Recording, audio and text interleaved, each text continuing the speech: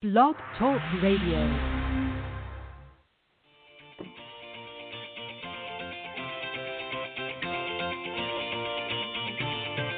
Good evening and welcome to Golf Talk Live. I'm your host, Ted Odorico, broadcasting live every Thursday, 6 to 8 p.m. Central from Panama City Beach, Florida, home of the world's most beautiful beaches. I want to take this opportunity to thank everyone for joining me on my weekly broadcast. Every week, I'll feature some of the best instructors, coaches, authors, and entrepreneurs in the golf business today. I begin with a great discussion on Coach's Corner, followed by an insightful interview with my special guest. So let's get started by introducing tonight's Coach's Corner panel.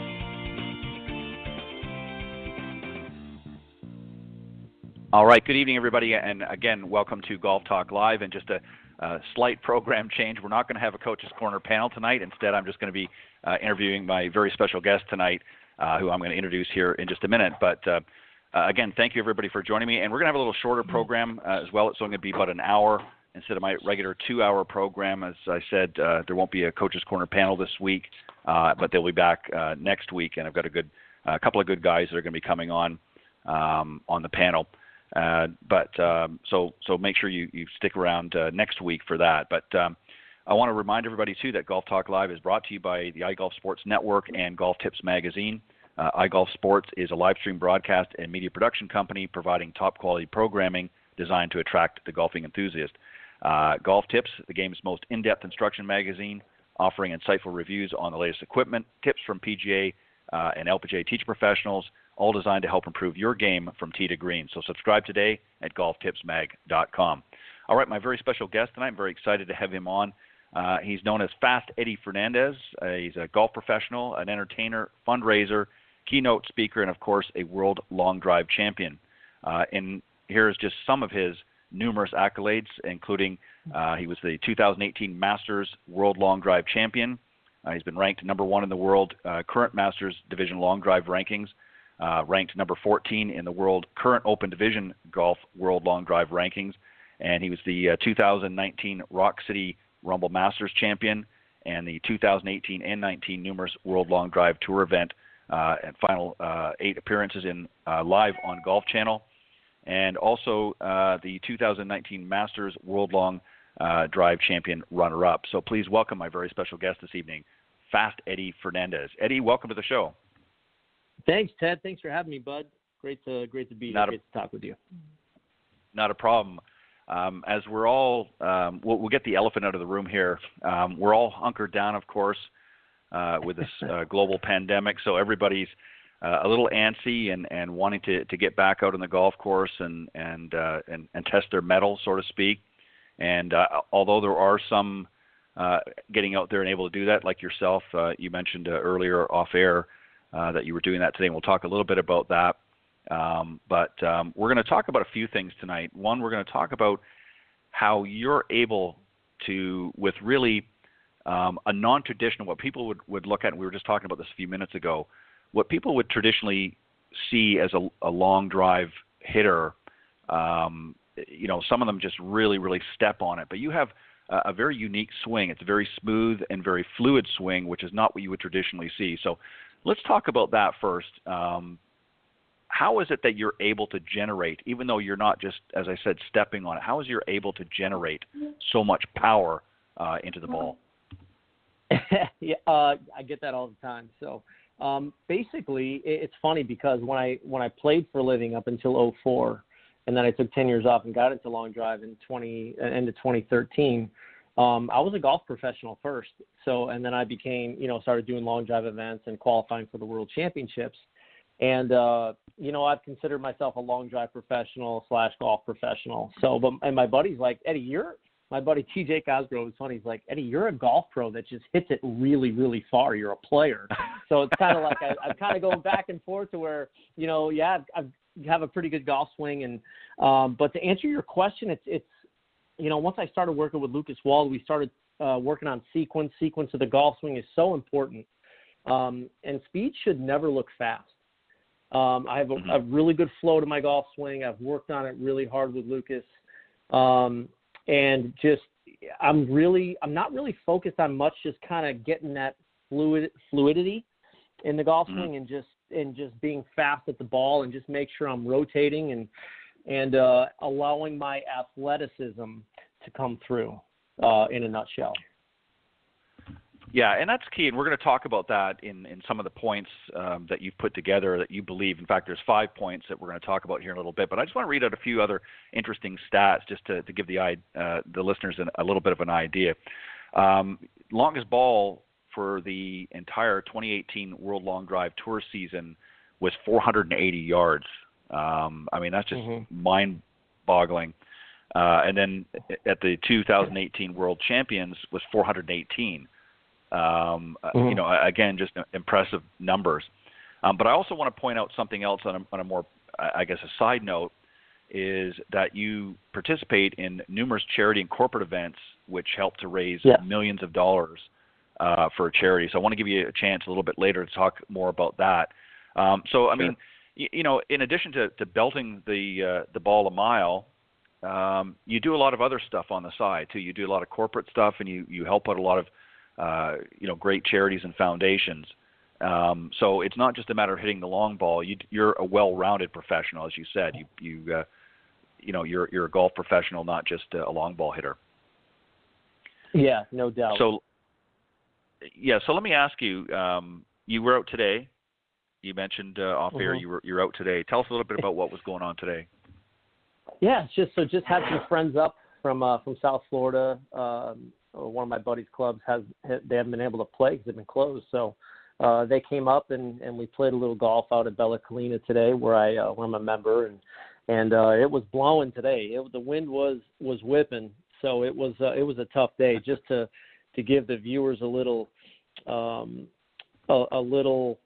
glimpse of how tough the wind was. It was blowing 25 up to 30 at some points. And on this one hole, I hit an 8-iron from 126 dead into the wind. And then the next hole was into the wind. I hit a 7-iron on a par 3.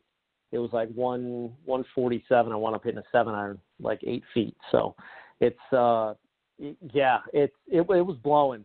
So it was about a 3 to 4 club wind. And obviously, you know the old saying, when it's breezy, swing easy, right?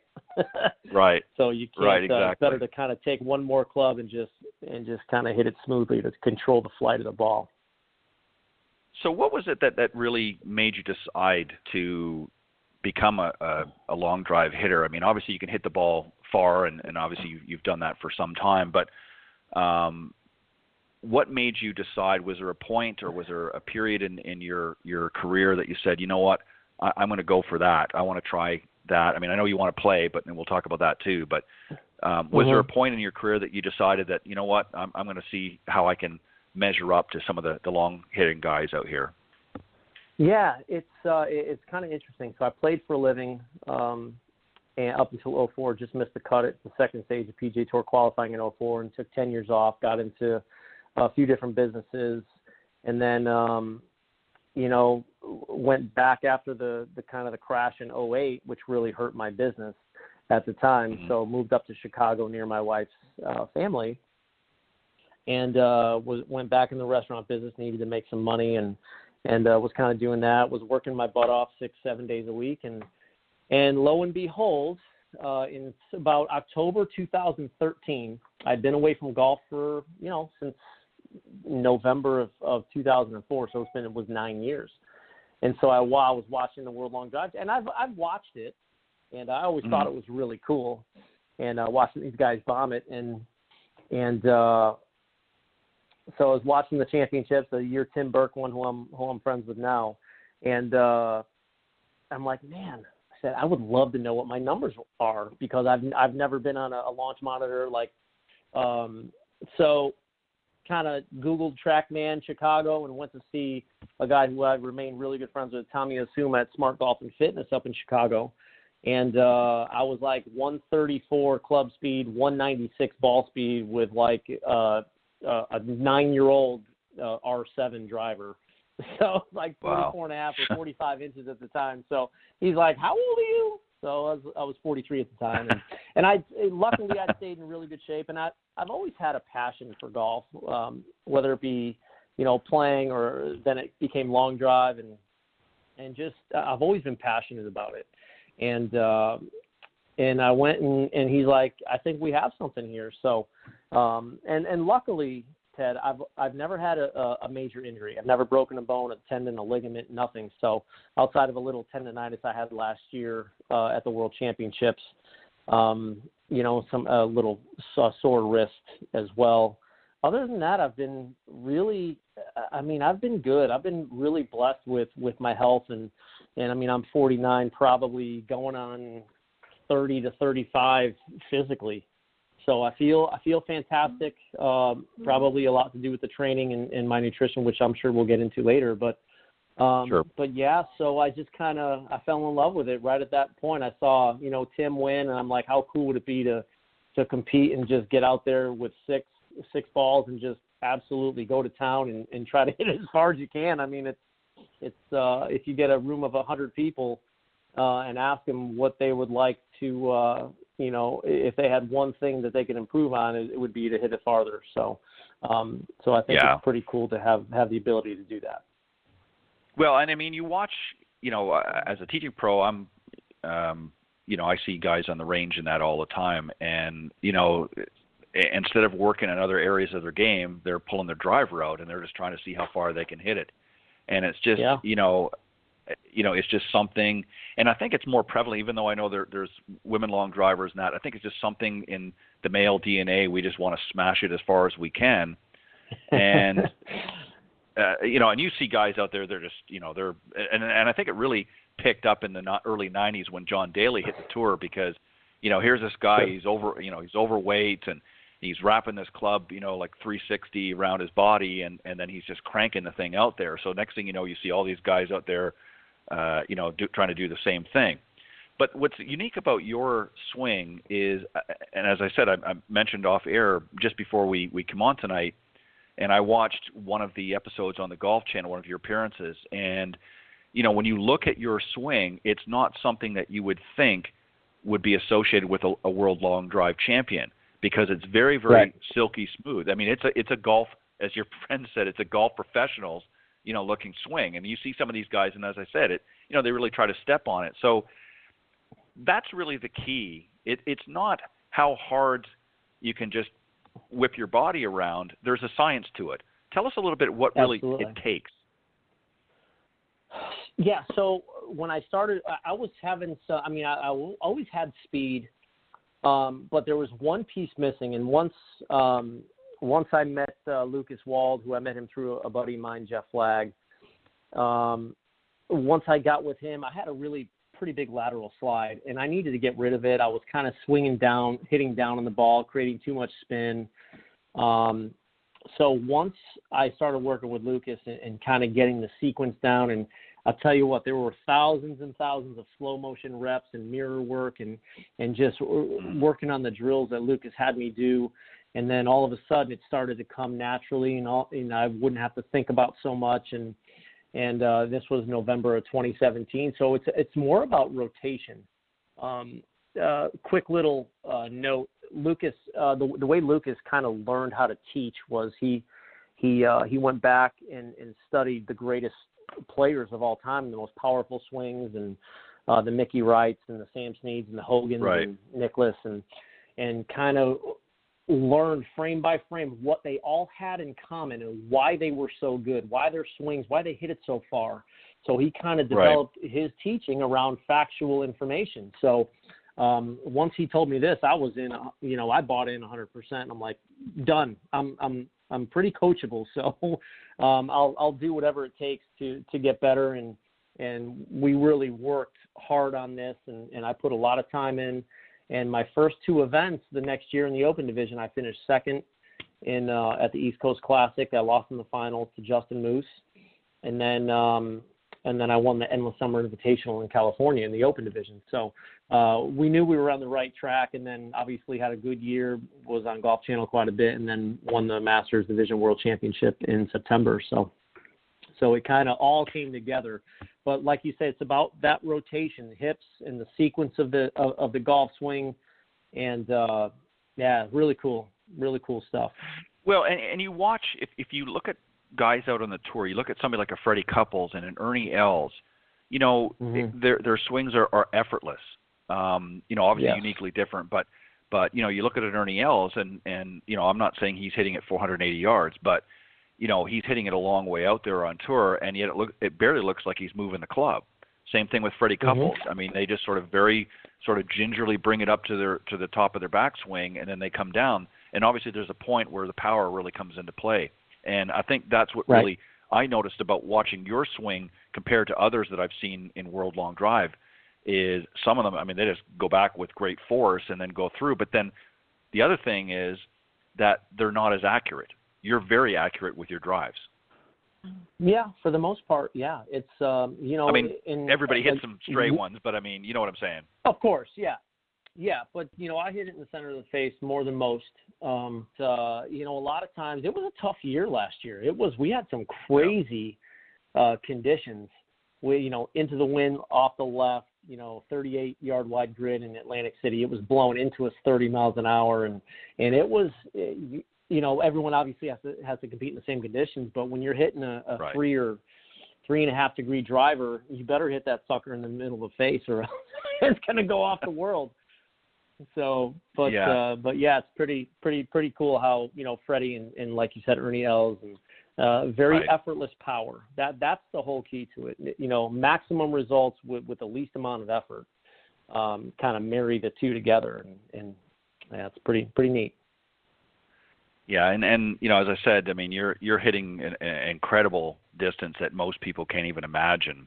Again, obviously there is power there, but it looks very effortless. And as far as the windy conditions, if you're hitting it that far, I don't feel too sorry for you. So, no, it's all good. I want a little winter. You got to do a little work out there, Eddie. I mean, you can't just have it I know. Good conditions all the time. All right, so let's talk. You put together 5 points that have really helped you, and I want to go through them. So I want you to, and this is really this goes everything from your training to your swing mechanics, nutrition, and so forth. So let's go to point number 1, and talk about the athletic training and movement part of your swing. Right. So the athletic training and movements, in order to be, competitive in long drive, training is a huge must. I mean, your body, you have to be in incredible shape to be at the highest level, or to compete at the highest level, because if you don't, and the way I kind of put these together, Ted, was when I got into it, I said, okay, I'm going all in here. I can't just, practice and that's it. I've got to do it all. Right. I've got to do, the athletic training, training in the gym, swing mechanics with my swing coach, deliberate practice, mind work, nutrition, hydration, and then recovery, rest, and sleep. All of that, in order to become a champion, I figured this is what I have to do. And I'm no spring chicken. So I'm like, this is what I have to do. I have to buy into all these points to be successful. I figured if I could, and I knew I would, because I know how I am, I said, I'm going to go all in on all these points. It's going to give me – now, just doing all this or committing to all these points didn't mean I was going to be a world champion or win or be very successful. It's just I knew it was going to give me the best opportunity to be successful. So, and that's kind of what the difference is. People, well, if you work hard, you can do whatever you want. Well, no, if you work hard and you dedicate yourself, it'll give you an opportunity to be successful. That's where kind of people get it wrong. It just gives you an opportunity. Then you have to go out and you got to perform on the biggest stage. And that's, but if you prepare the correct way, then it's just about, just executing the plan and just going after it and accepting the results, good, bad, or indifferent. So, but the first one, sorry to talk about that real quick, but that's okay. Training was really important. So when I first got into long drive, I worked out at Smart Golf and Fitness with Tommy Azuma up in Chicago when I was living there, and they were fantastic. They kind of got me on the way, and I work out 3-4 days a week. I'd practice 3, 4, 5 days a week indoors. They had a beautiful indoor facility up there. Still do. They just moved into a bigger facility. I would train. I'd do a lot of stuff with Tommy and kind of rotationally and get kind of both sides balanced. Balance in speed, power, agility. So, I can swing almost as fast, probably within 5% lefty as I can righty. So I can swing, in the low 130s lefty. So which means my body is really balanced between my dominant and my non-dominant side, as well as my left side's a little bit weaker. But I mean, it's pretty close. And people ask me all the time why I've been healthy and what's the key to health. I've even told PGA Tour players this. I said it's about balance of the body.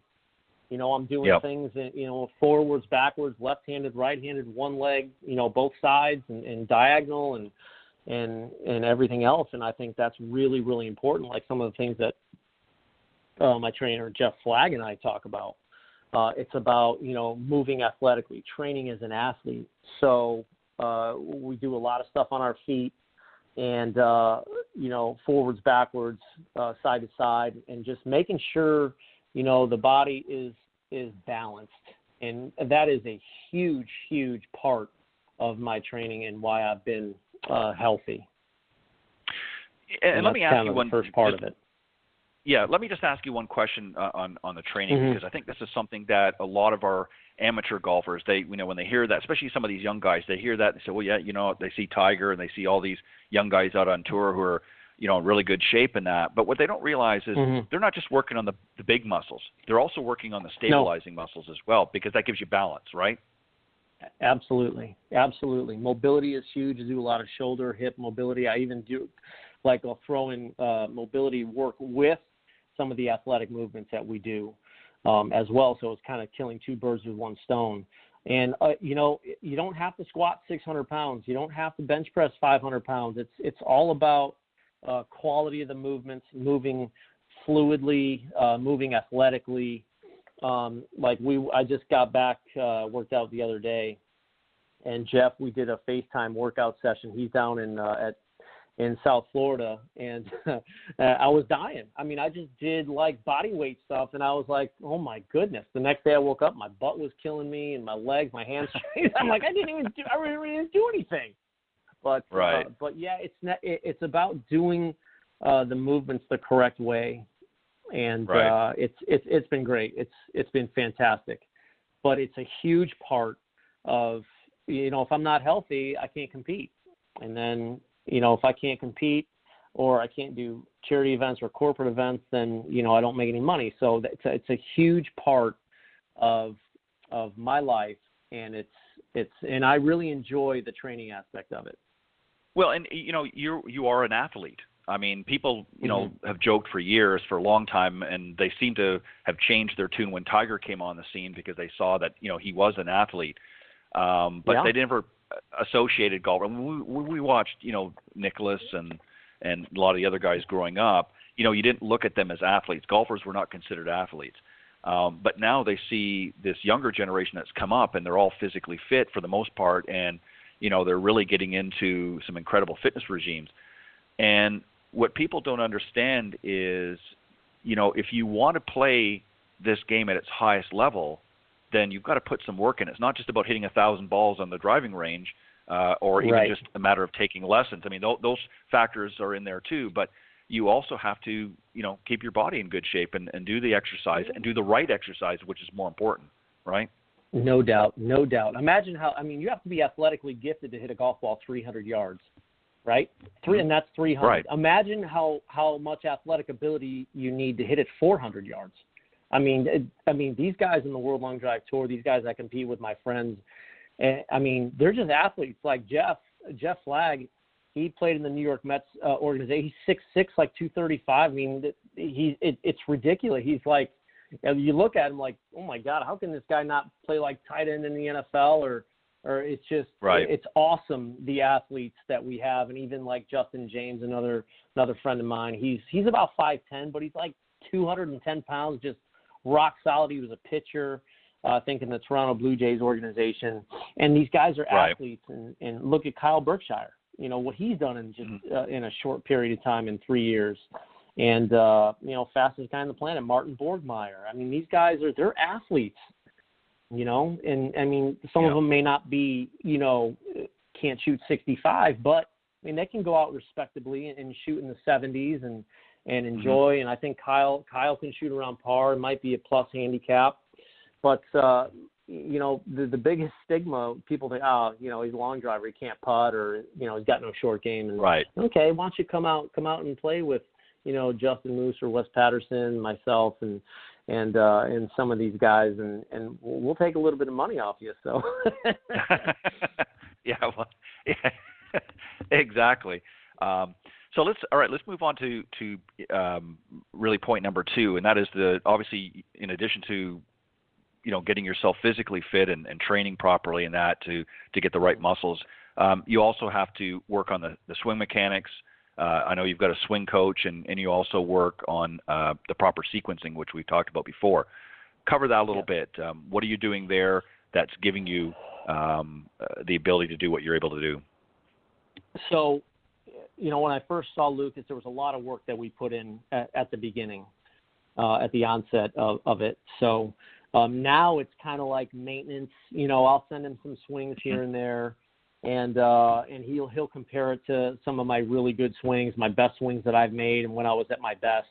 And he'll be like, okay, this is what we're doing. This is what you need to do, and I know how to work on it. And it's really cool because he lives in Arkansas, and then I can shoot a couple, down the line swings, a couple face on swings. I'll text it to him. He'll be like, okay, this is what you're doing. He'll draw some lines. He'll send it back to me. I know exactly what he's talking about, and then I'll go and work on it, and then boom, it's right back. And sometimes it's not off by much, but just swinging that fast, being off by a degree or a little bit, maybe a little bit of slide left, or maybe rotation.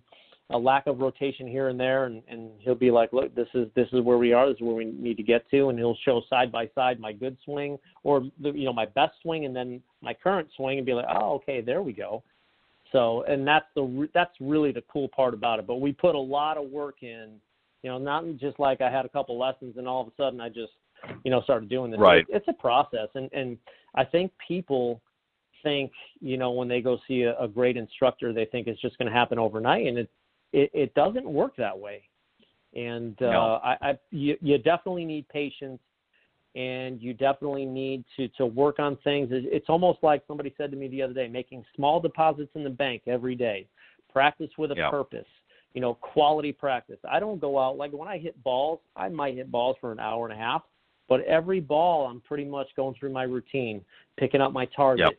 And hitting it. I'm not just getting up there hitting one after the other, going through the motions, and that's how you get sloppy. But So well, and so that's kind of the things with this. Yeah, and what's interesting, and I know we're going to get that in the next point. We're going to talk a little bit more about that. But one of the things that caught my eye in what we're talking about here is there are certain things within the swing sequence that are problematic, and you pointed out to yours. One of yours was that lateral slide. Is that lateral slide? Is that something that's very common with somebody in your category? Is that a common area that problem because you're generating so much speed that it's almost impossible not to get a lateral slide in there? I don't think it's a common problem with long drivers. Kind of, it's almost like an anti-left swing because you move your center of gravity left. You're probably not gonna hit it left. I'm pretty strong through the ball. Kind of would hold it off, and all my misses would be right. So I kind of got used to that little move when I was playing, to where I can pretty much go at it as hard as I wanted to, and I knew it wasn't going to go left. But when the sequence is right, it just flows. I can't really explain it, but when you rotate and then once that left heel hits the ground, it's just fire and just let it go with suppleness. Though it's not, there's nothing like right. I watched the Usain Bolt documentary the other night on Netflix, and I'll tell you what, it's just amazing to see like him as the best sprinter ever. Just watching him go through and you could see how beautifully rhythmic he is. I mean, there's just no tension when he runs, and it's kind of the same thing with long drivers, even golfers that hit it far. Right? There should be no tension at all. Just let it go. Pick out your target, be athletic, and let it go. You've watched, I'm sure, over your career, a lot of amateur players. And if you're thinking about what you're doing, what your sequencing is, and you know your ability, what is a common problem that you see? And the reason why I'm asking this is obviously we have a lot of amateurs that are listening into the show tonight. And I want you to sort of explain, if you can, what is a lot of the common problems that you're seeing with amateur golfers? What is it they're doing in their swing that you're doing differently? That I'm doing differently, I would say, it's hard to. I would say, first of all, they don't tee it up high. I mean, I see thousands of golfers every day, or every year, at charity events and corporate events, and a lot of times golfers, they don't tee it up. They don't tee it up high enough. They're hitting a 10-degree driver and they're teeing it up like a 9-iron. I'm like, you got to tee it up. You got to hit up on it. If you're hitting down on it, you're going to be putting way too much spin on it, because how can you get a driver in the air when you're teeing it up, a quarter of an inch in the air or half an inch in the air? I mean, tee that baby up and swing up on it, rotate and let it go. But I think a lot of times, Ted, they're just hitting at the ball. They're just trying to hit it as hard as they can. And which is, if you watch my golf swing, it's pretty fluid. It doesn't look like I'm expending too much energy when I'm going at it. So I'm allowing the club to get in front of me. I'm allowing my body to do the work. My arms are connected to my body, and just let it go. And but that's kind of what I would say. They're hitting at the ball and not through it, and they're trying to get that one shot rather than working on some mechanics. And I get it all the time. So how do I gain 20 yards? I'm like, well, swing faster. So and by the time over the years, all these companies come out, oh, this one is 7 yards longer than last year, and you hear that every year. We should be hitting it 900 yards by now, right? With a driver, by switching a driver. So, I mean, yes, there are some characteristics in a driver that may give you less spin, which means a little further carry and a little more roll.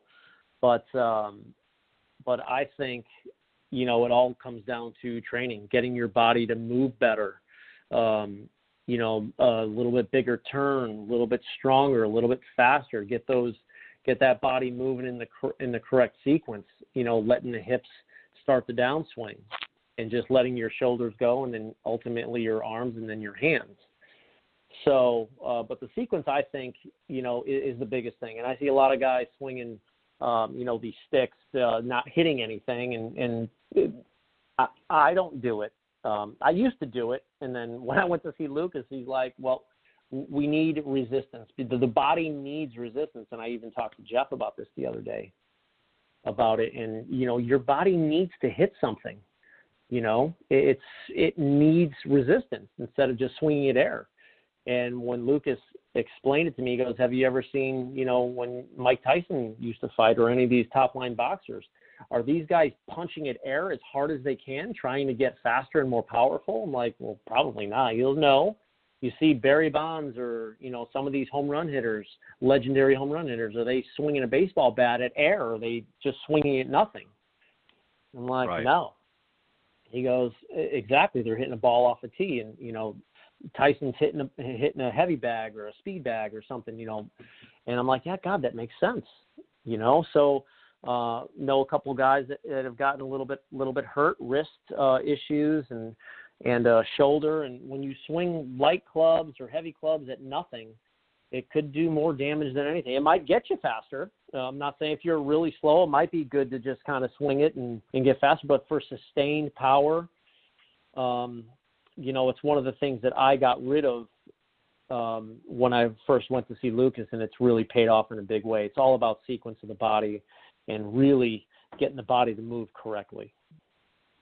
Yeah, and I think that's the problem with a lot of our amateur golfers, is they don't have the proper sequence. And just to go back to your point about the drivers, we in the business call that effective marketing. That's how they manage to push out a different very effective marketing, because we know the truth. And I mean, the truth is, and I'm not trying to bash the equipment guys out there, but I mean, certainly equipment can offer some more distance and things like that. But I always equate it this way. if you're not able to make good contact with the ball in the proper sequence, then you have no business going out and spending $400, $500, $600 on a new driver. It's just that simple. Right. Use that as a carrot for the proverbial donkey, if you will. Dangle that carrot, and that's what happens. They see these flashy new. I mean, I was at the PGA show this year, and I don't want to get off topic, but just some of the stuff out there, and I know it's great, and and there's some exciting stuff there, but there's also a lot of stuff there. I mean, come on, it's just not going to do what it says it does for the average golfer out there, because they're not making the right contact with the ball. They're hitting the ball, as you said. They're not swinging through it.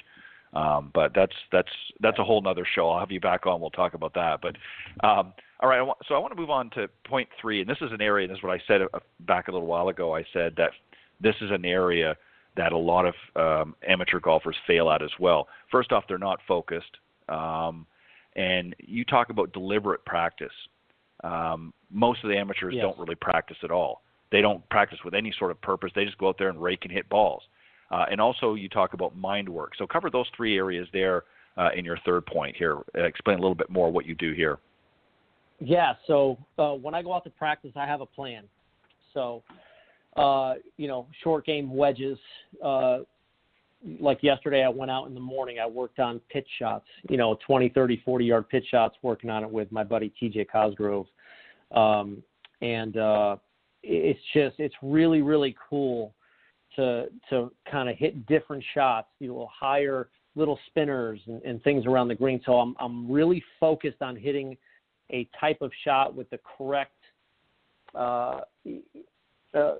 movement of the club head to make it, hit low spinners, hit higher spinners, hit, something that's going to run a little bit. So just hitting different shots around the green, because I have a lot of wedges since I hit it so far. So those are shots that I didn't have when I played. But learning these shots and kind of getting the feel and getting comfortable and really focusing on the correct movement of the club through the strike and how it causes the ball to spin more, or a little lower trajectory, higher trajectory, maybe a little flop shot to a tight pin or whatever. Hopefully I never short side myself, but I'm sure it's going to happen. But yeah, it's I'm really focused on what I'm doing out there. I'm not just out there, BSing and kind of. This is work for me, but I really enjoy it. This is what I'm passionate about. I'm passionate to play. Can't wait to have an opportunity to play. Have an opportunity to play at Q School for the Champions Tour, and I think I can do really well. Everything is progressing beautifully, but when I go out there, Ted, I am focused. I'm not out there for 10 hours either. I'm going to get 3 hours. Work on pitch shots for 45 minutes, or hitting a certain type of shot, or hitting it to a certain pin. Thankfully, Bella Collina Golf Club, where I'm a member, they have a great practice facility in the back, and I can work on short game stuff, pitches, wedge shots, and it's like a perfect setup for me, where I can go back there, nobody's going to bother me. I can kind of just get my work done, and the deliberate practice kind of ties into that. So I'm deliberately focused on what I'm doing. I'm not just hitting shots. I'm working on where the bottom of my of the club is when I'm hitting a pitch shot or a wedge shot, and hitting the proper weight of the shot. So and then mind work. I've been working with Paul Doolin, who works with some PGA Tour players, some LPGA Tour players, and he has been fantastic for me. We have a great relationship. His daughter played on my son's Little League team, so we met about 4 years ago when our kids were like 11, 12 years old, and kind of just started talking, and he's phenomenal. And we've been working on expectations. I've always had a lot of expectations when I played before, and so I'm doing everything. I'm going through every single aspect of golf the proper way. I'm preparing. I'm going through the preparation of where I want to get to, and it's going. It's almost like I go out now with no expectations, and I'm playing really well. It's like if I miss a putt, so what? Where I would get a little upset if I missed a 5-footer or 4-footer. But if you look at the tour averages from 6 feet, 9 feet, 15 feet, 20 feet, it's incredible. I think it's like 18% from 20 feet or something like that. It's like, really? They only make 18 out of 100 from 20 feet on those greens? But you would think they'd make like 50%, right? But that's not the case. And so I just kind of, knowing all the numbers and like, you know what, I'm just going to go out and pick out my target and go through my preparation and be athletic and just kind of go from there. So the mind work that I've been doing with Paul every week, every other week has been fantastic for my preparation from the mind's eye, from the mind part of things on the golf course.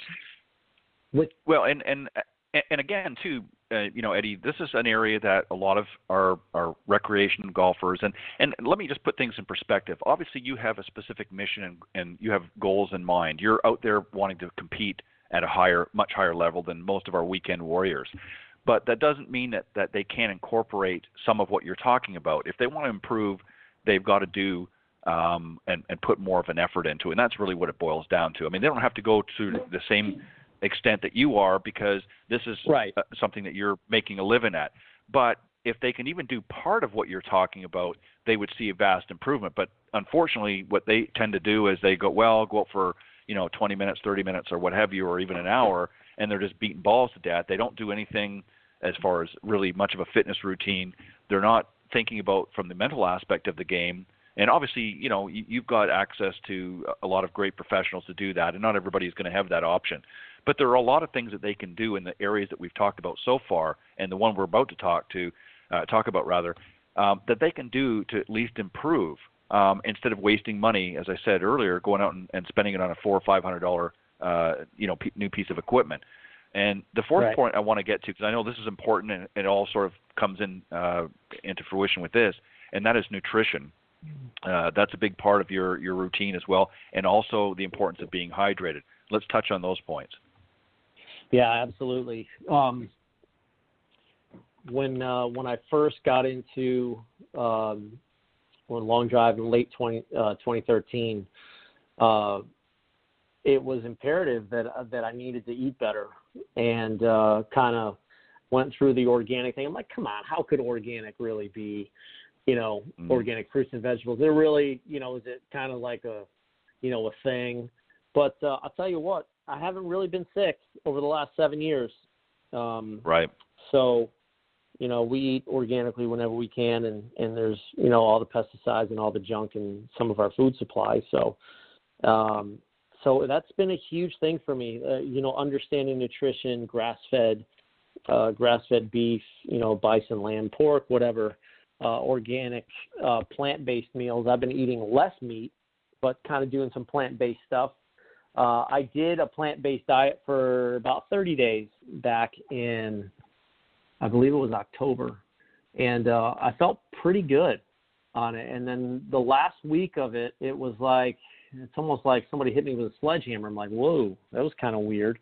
But I think if you can, a lot of people, vegetarians or vegans or whatever, if it works for them, great. It's not going to work for me 100%, but I do, I think you do need some animal meats. That's just my opinion.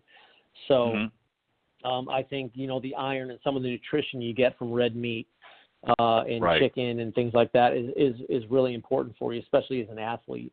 But I kind of felt sluggish there that last week. So once, but I've definitely cut down on the red meat and things like that. But really, really important to eat the high nutrition meals. And, once I did that, I think that adds to why I've been healthy. You can't put, sludge in a race car, right? You got to put the highest quality gasoline or, fuel in to get the maximum results. And that's just part of it. And hydration, I drink a lot of alkaline water, a lot of high pH, at least 8.5, 9.5. Thankfully, Costco has a 9.5 alkaline and like an 18 pack for $10. So that's pretty good. Yeah. So it doesn't break the bank. You're not spending $3 on like a 2 liters of water every time you drink it. But high pH is really good for you. The higher the pH, the better. So, but it's just a way of life, Ted. I mean, I want to be healthy. I'll be 50 in November, and I want to kind of be that person that be like, hey, you can hit it really far as a 50-year-old, and I can go out there and shoot 63 or 4, and do all this as a 50-year-old. I spent some time with Bryson DeChambeau on the range at Bay Hill, and we talked a little bit about what he's doing. That guy is absolutely head over heels in love with speed and power. It's pretty awesome to see, and he put up like 203 ball speed the other day at his house, and when he's in quarantine in Dallas, and when I was just laughing, I'm like, this guy is like insane. It's awesome. It's just so awesome to see, and he was kind of picking my brain about power and speed, and a few other guys were as well. So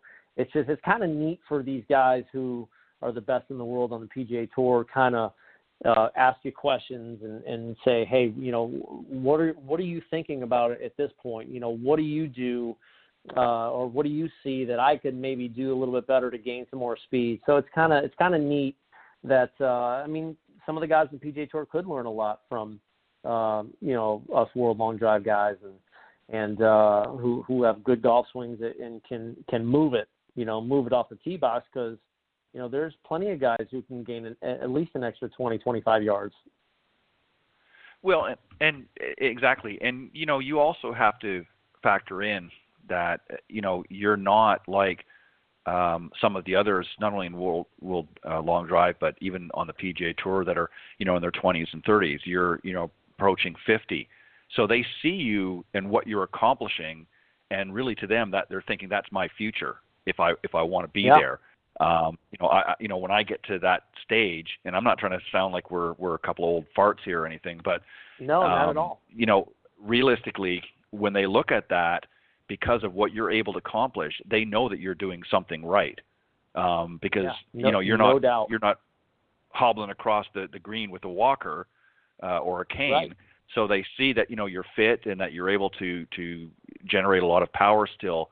So they're thinking, okay, what's he doing that's helping him to accomplish and sustain that? And we've covered some of the things here, and that's why they're coming to you, and that's why they're asking you the questions, because you're able to produce what it is that they want to be able to do, or are doing, or want to improve on, and they're seeing that you're doing it 10, 20, or even 30 years down the road. So that's a testament to really what you've been doing, obviously something to be very absolutely right. Yeah, no doubt. And all of these things, all of these points that we've covered so far are extremely important. And again, depending on what your position is and what you're trying to accomplish, it's like everything in moderation. You don't have to go out and get into some, heavy fitness routine, or you don't have to go out there and practice for 3 hours on the golf course, and you don't have to suddenly just completely overhaul your entire diet. But by doing some of the things, Eddie, that you're talking about here, they can have some great improvement, and they can take it, at their own pace. But number 5 is one too that's really important, and a lot of people don't, especially in this fast-paced world that we're living in. Maybe not so much here recently in the last couple of months, but normally, and that is the importance of getting proper rest and sleep, and obviously the recovery when you are doing some of these things. So let's talk about point 5. Huge recovery, rest, sleep. One of them, obviously a big part of it as well, out of the 5 points that I've discussed, or that we've discussed today. You really need to take care of your body, especially as you get older. As a 49-year-old competing with these young kids half my age, and I feel great, but even if you're 25, you have to recover. Your body needs plenty of sleep. You have to recover, however that looks. Epsom salt baths are phenomenal. I love them, as Yep. my friends know. It's I tell them, dude, you got to take an Epsom salt bath. It's sitting there for 30 minutes, nice hot. I mean, you'll feel like $1 million out. You'll be relaxed. Your body will feel good. You'll sleep better. But that's a huge part of it. Resting, get plenty of sleep. You can't go out and party till 4 in the morning and then expect to perform at a high level the next day. I mean, you might be able to do it for a little while if you're 25, but it's gonna wind up catching up with you, which in turn kind of goes hand in hand with the nutrition part of things. If you eat well, your nutrition, your hydration is top level, and then you get the proper recovery, rest, and sleep. You're on the right path, and then kind of bundle all those 5 points up, and you could be on a really good path to really achieving some goals and things that you want to do. But the recovery, rest, sleep is a huge part of it. It's all part of the right recipe, as my buddy Jeff says. Well, and I just want to also mention too, because I think they certainly deserve some credit in the process. But as you put, it's really a team. It's not just the people that are helping you with the physical part of it and getting you on a good nutritional program, and even Paul, who helps you mentally overcome some of the different challenges that you might be faced with. But you got a team at home. You got a wife and three kids. So I'm sure they help to keep you in line, and they're part of the team as well, correct? They definitely keep me on my toes. I've got my son is 15, my daughters are 13 and 11, so I'm kind of right in the sweet spot here. It's about to get really fun the next few years. But my wife has supported me from day one, and it's a great team, and she loves what I do, and she encourages me to go out. And I mean, how many wives want their husbands to go out and practice and play and compete? Obviously, I make a living doing it, but sure. But she never wanted me to stop playing in 2004. I mean, I was pretty close, won a lot of tournaments in 2004. She wanted me to continue playing. At that point, I was just done. But I just needed a break, and it just wasn't my time. But now is my time, and right. I'm going to make the most of my opportunities going forward.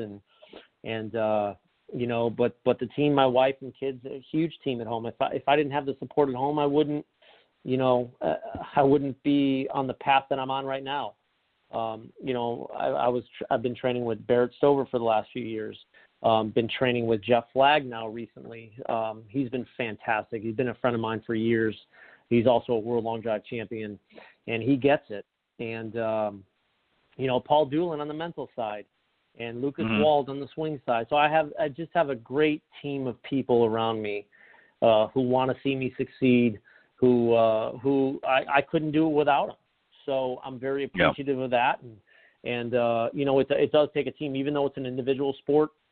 It's it's a team of people working towards a common goal.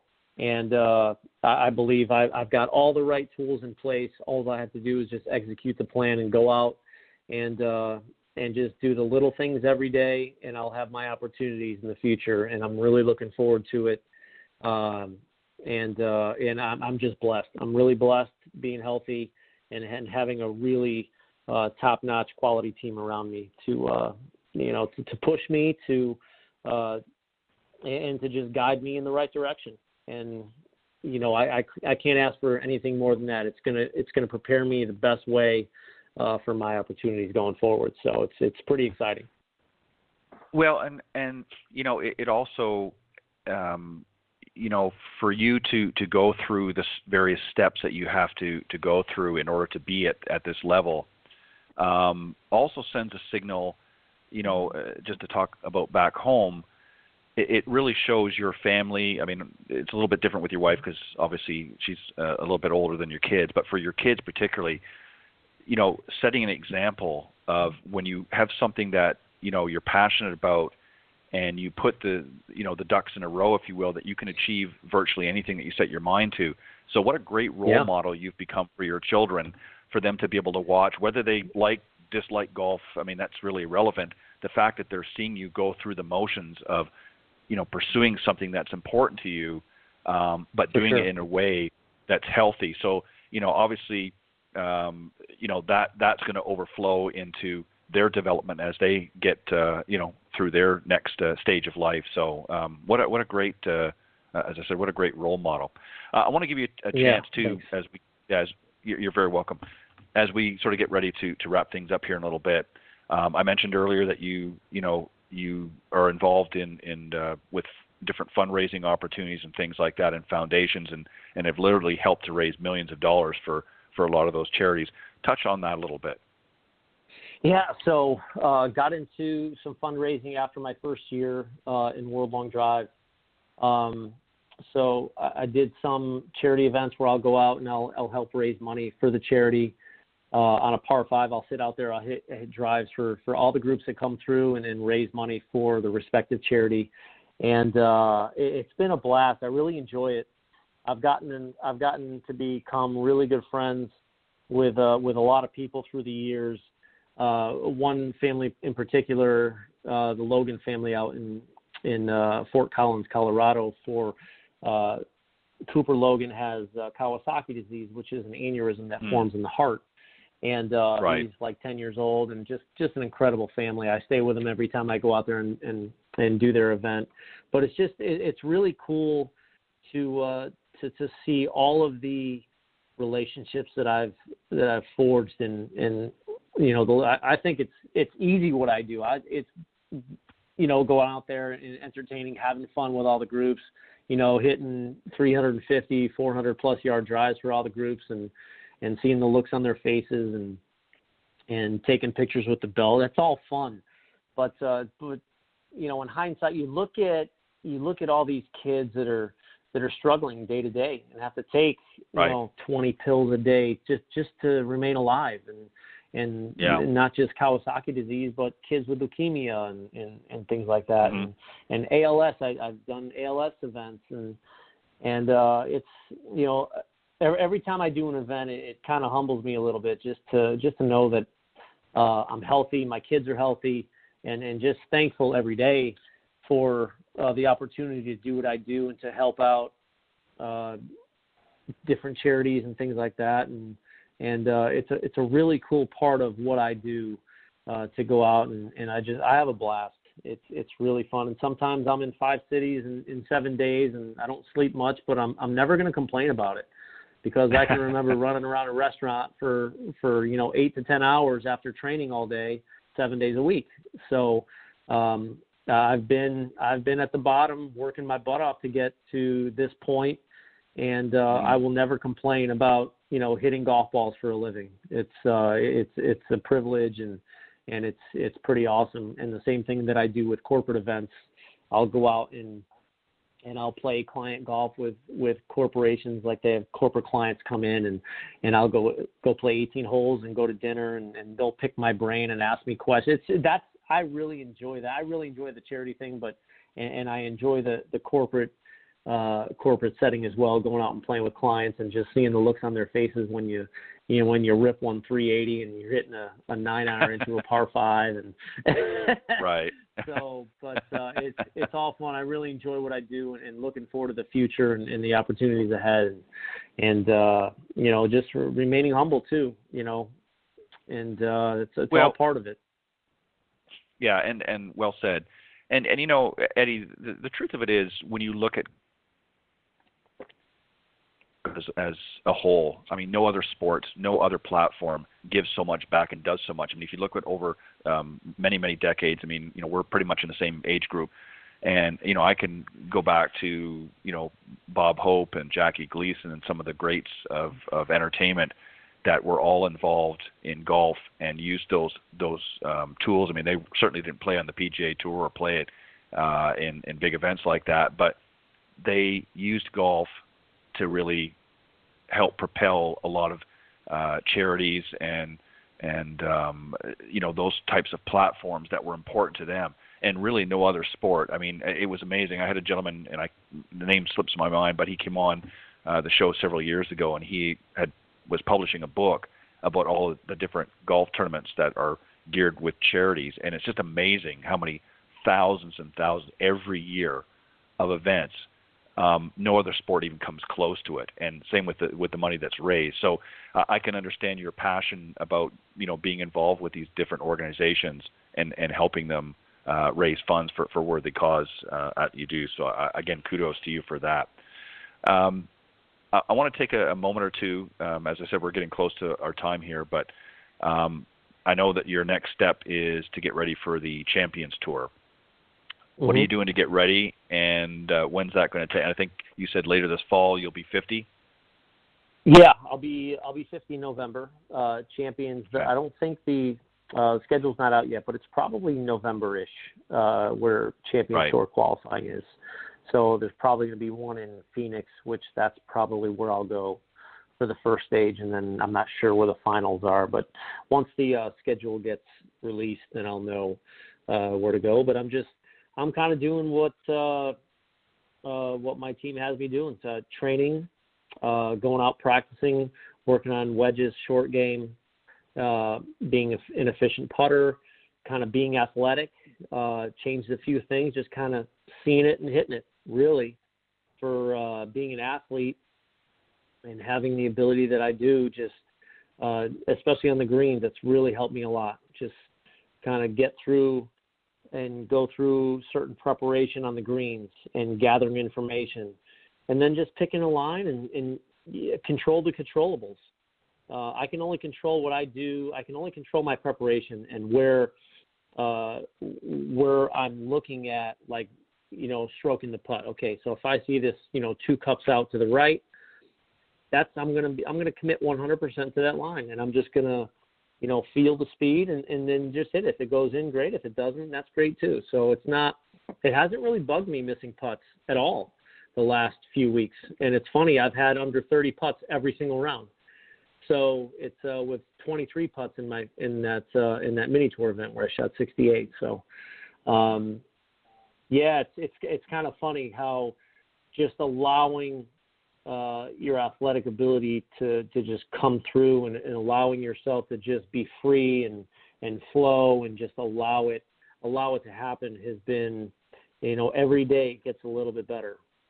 And, working with Paul every other week and just, it's been really cool, really, really cool. Really cool how it's going. Well, and just to sort of sum it up, Eddie, and you really have touched on this evening, and I appreciate you coming on the show. You really have to, first and foremost, you have to find something that you're passionate about, and obviously this is something that you've been very, very passionate about for many, many years. And then you have to decide to make that commitment. And once you've made that commitment, then it's a matter of getting the right people around you, as you said, that team around you to help guide and point you in the right direction to becoming a better athlete and a better player all the way around. And then it's just, after that, then it's just, the sky's the limit. It's what you decide and what you internally decide, okay, this is what the direction I want to go. This is what I want to do here.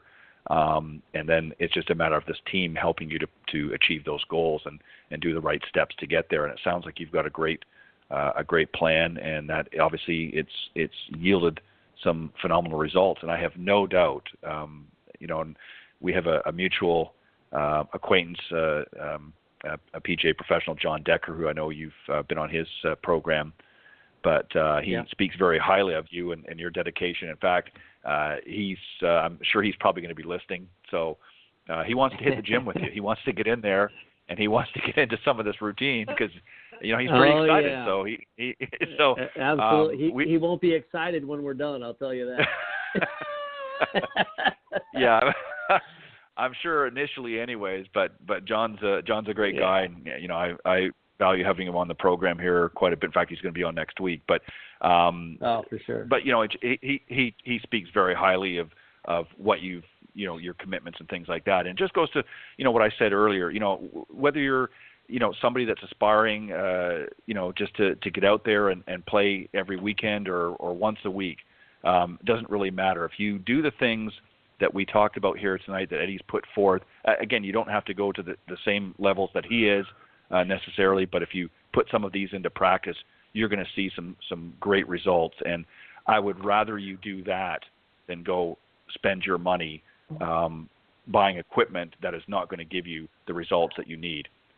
Save that as a treat when you've done the homework and you've done the steps, if you will. That can be a way that you can reward yourself. But in the meantime, get out there and do some of the things that Eddie's talked about. Well, Eddie, I'm going to let you go because I know you've got a family there and you've got to get some rest and recover from today. But you're always welcome to come back on the show, and I know we're going to be working on some things outside of this that we've talked about, and I won't get into them here, but I will reach out to you very, very shortly about those things. But Eddie, I appreciate you coming on the show. It's been an honor and a pleasure hearing some of your story and some of your journey, and I wish you much continued success. Yeah, thanks, Ted. I appreciate it. It was a privilege. Thank you very much. It was a great talk. God, it went by fast. I know. It's hard to. We probably could have gone, especially with me. I can talk, so we probably could have gone the full 2 hours. But I know you've got a lot of stuff to do, and you've probably got work to do for tomorrow. So I don't want to keep you from that. You've got a lovely family at home to spend some time with. But Eddie, thank you very much for joining me tonight on Golf Talk Live. It's been a pleasure, and I'll reach out to you soon. My pleasure, Ted. Thanks, bud. Appreciate it. All right. Yeah. Bye-bye. Okay. All right. That was Fast Eddie Fernandes, World Long Drive Champion. Join me here tonight on Golf Talk Live.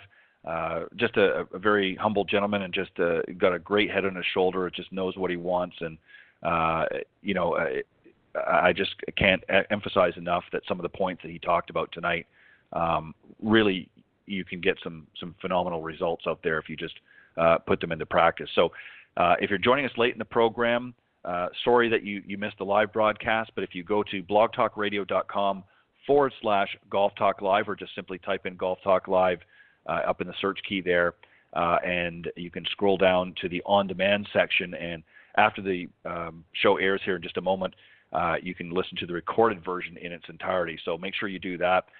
There's some other great ways you'll hear about here in just a moment, but as I said, I want to thank my very special guest one more time, Eddie Fernandes, World Long Drive Champion, for joining me this evening on Golf Talk Live. Next week, we'll be returning to our regular schedule, including Coach's Corner will be starting us off, and then another great guest to follow shortly after. So thank you, everybody. Have a great weekend. Stay safe out there. Protect yourselves. Do the right thing, and listen to your officials, and do what they tell you to do. God bless everybody. Take care. Talk to you soon.